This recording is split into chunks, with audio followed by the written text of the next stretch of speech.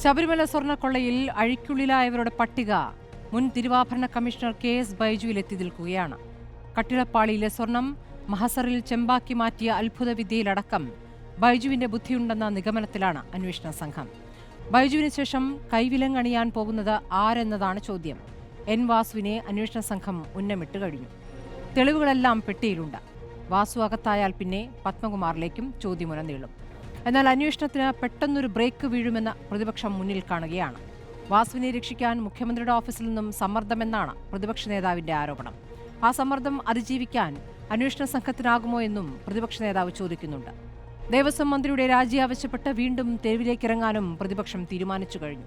നിലവിലെ ദേവസ്വം ബോർഡ് പ്രതിനിധികളും ചോദ്യമുനയിലായതോടെ പുതിയ പ്രസിഡന്റിനെ കൊണ്ടുവരാൻ പാർട്ടി തീരുമാനിച്ചിട്ടുണ്ട്. എന്നാൽ കേട്ടറിഞ്ഞ പേരുകൾ ഒന്നുമല്ല എന്ന് MV ഗോവിന്ദൻ പറയുന്നു. പല പേരുകൾ പറഞ്ഞു കേൾക്കുന്നുണ്ടെങ്കിലും വിവാദങ്ങളുടെ പെരുമഴക്കാലത്ത് ദേവസ്വം ബോർഡിന്റെ തലപ്പത്തേക്ക് ആരെത്തും എന്നതും ആകാംക്ഷയാണ്.